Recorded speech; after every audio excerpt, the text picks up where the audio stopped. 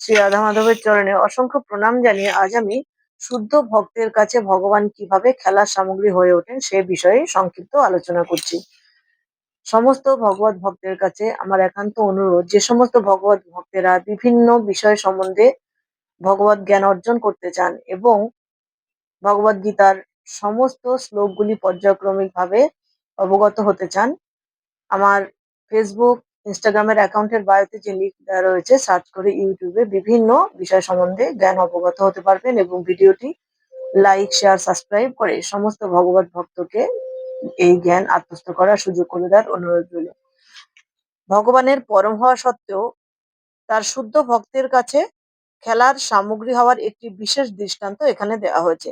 ভগবানের শুদ্ধ ভক্ত তার প্রতি ঐকান্তিক প্রেমের প্রভাবে তার সেবা কার্য করেন, অর্থাৎ ভগবানের সেবা করেন। এইভাবে সেবা করার ফলে শুদ্ধ ভক্ত তার পরমেশ্বরের কথা ভুলে যান।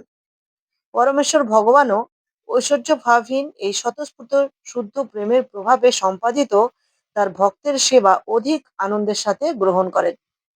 সাধারণত ভক্তেরা সম্ভ্রম সহকারে ভগবানের আরাধনা করেন, কিন্তু ভক্ত যখন শুদ্ধ প্রেমের বশবর্তী হয়ে ভগবানকে কনিষ্ঠ জ্ঞানে সেবা করেন, তখন ভগবান বিশেষভাবে প্রসন্ন হন এবং ভগবানের নিত্যধাম গোলক বৃন্দাবনে তার সমস্ত লীলা এই বিশেষ মনোভাবের দ্বারাই সম্পাদিত হয়।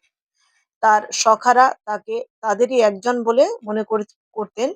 তারা তাকে সম্মানিত কোনো ব্যক্তি বলে মনে করতেন না। অর্থাৎ বৃন্দাবনে ভগবান শ্রীকৃষ্ণ তার সখাদের সাথে যখন লীলা করতেন, তার সখারা কখনোই তাকে পরমেশ্বর ভগবান বলে সেই জ্ঞানে দেখেননি। তাকে বন্ধু বলেই তার সাথে লীলা কার্য সম্পাদন করেছিলেন। সখারূপে ভগবানকে তারা ভালোবেসেছিলেন।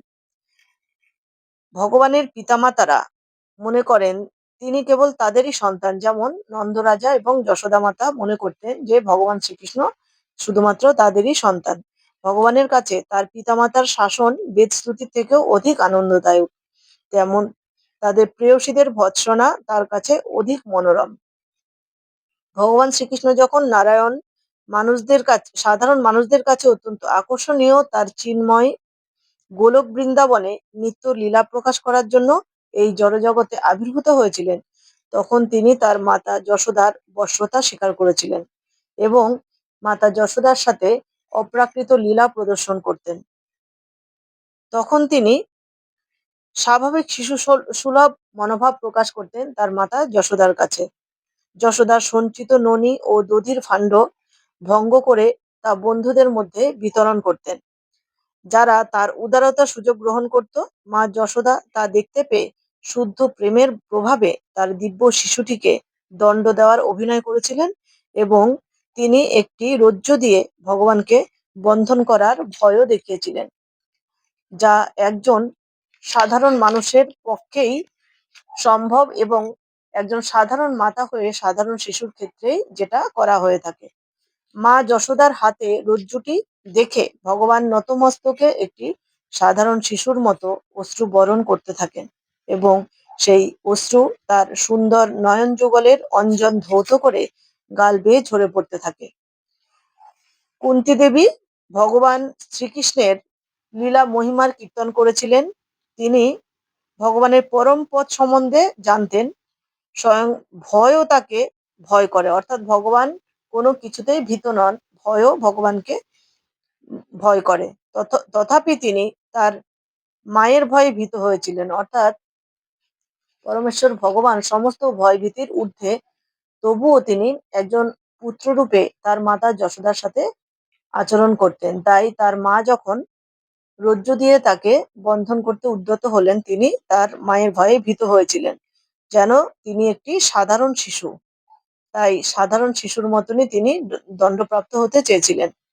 মা যশোদা ভগবানকে তার পুত্র রূপে লাভ করেছিলেন এবং ভগবান কখনোই তাকে বুঝতে দেননি পুত্রটি হচ্ছে স্বয়ং ভগবান। মা যশোদা যদি ভগবানের ভগবত্তা সম্বন্ধে সচেতন হতেন, তাহলে হয়তো তিনি পরমেশ্বর ভগবানকে দণ্ড দিতে ইতস্তত বোধ করতেন, কিন্তু ভগবান তাকে তার সেই অবস্থা সম্বন্ধে ভুলিয়ে দিয়েছিলেন। ভগবান শ্রীকৃষ্ণ লীলা করার জন্য বৃন্দাবনে আবির্ভূত হয়েছিলেন। তিনি রাখাল বালক, গোপ গোপিকা, বন্ধু বান্ধব এবং মাতা যশোদা, নন্দরাজা সত্ত্বেও তিনি বিভিন্ন লীলা প্রদর্শন করেছিলেন। তাই তার মাতাকে স্বয়ং পরমেশ্বর ভগবান রূপে তিনি কখনোই সেই জ্ঞান প্রদান করেননি। সমস্ত কিছু তাকে ভুলিয়ে দিয়েছিলেন যে তিনি একজন সাধারণ শিশু। মাতা ও পুত্রের এই স্নেহের বিনিময় স্বাভাবিকভাবেই অনুষ্ঠিত হয়েছিল।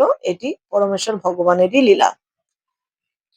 মা যশোদার অতুলনীয় প্রেমের প্রশংসা করা হয়েছিল এবং সর্বশক্তিমান ভগবানকেও তার প্রিয় পুত্ররূপে বশীভূত করেছিলেন মা যশোদা।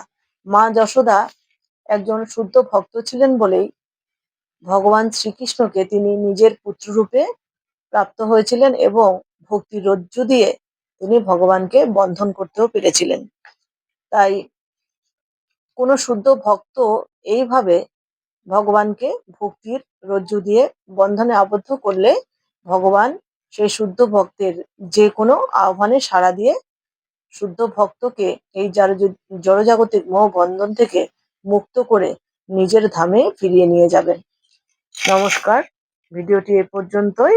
দেখা হবে পরবর্তী কোনো ভিডিওতে কোনো তত্ত্বজ্ঞান আত্মস্থকরণের মধ্য দিয়ে। সকলেই ভালো থাকবেন।